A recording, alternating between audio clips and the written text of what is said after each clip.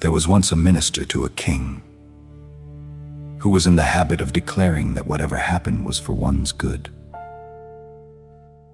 One day, the king cut his finger while slicing a piece of sugar cane. Seeing the bleeding finger, the minister said, as usual, "God does everything for the best." The king flew into a rage and said, "Here I am, suffering from the pain of a bleeding finger, and you say God does everything for the best. Enough of your philosophy. Is this the way to console me? How can this be for the best when the pain is intense and real?" The king immediately ordered that the minister be imprisoned. Even then, the minister said calmly, "Even this sentence is for my good." A few days later, the king went alone on a hunting trip in a forest.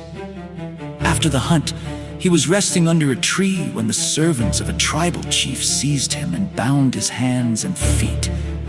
The king questioned them, "Why are you binding me? What are you going to do with me?" The tribesmen replied, "We are going to sacrifice you at the altar of our goddess Kali.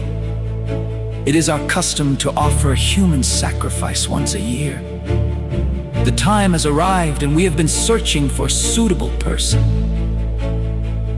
We are fortunate to have found you." The king protested, "Let me go! I am the king of this land.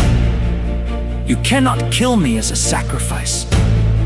The tribesmen laughed and said, "We are glad that this year's sacrifice will be unique. Our goddess will be highly pleased, for we are offering a great personage." The king was carried and placed on the sacrificial altar.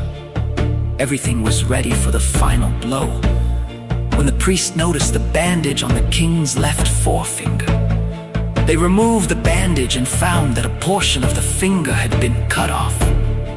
The priest said, "This man is not fit to be offered as a sacrifice to our goddess.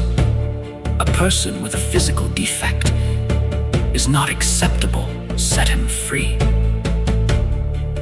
At that moment, the king remembered the minister's words, "God does everything for the best."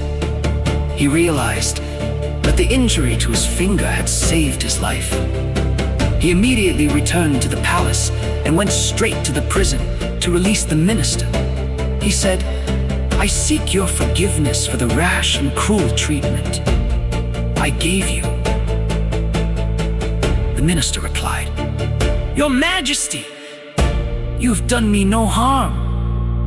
There is nothing to forgive." The king then asked, "Why did you say that my sending you to prison was for your good?" The minister answered, "If I had not been confined in prison, I would have accompanied you on your hunting trip. I would have been with you when the tribesmen captured you, when they discovered that you were unfit for sacrifice. They would have chosen me instead. So truly, God does everything for the best." Dear children, now we will look at some questions to see how sharp your attention was to the story, and to understand what values you have learned from it. What was the minister's belief about everything that happens in life?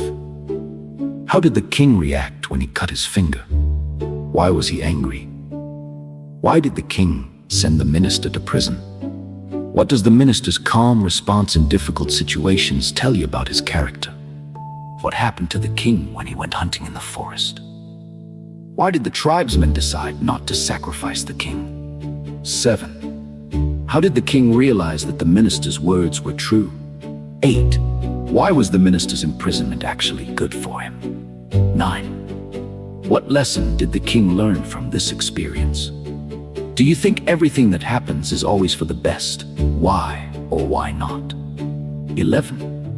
How should we react when something unpleasant happens in our life? 12.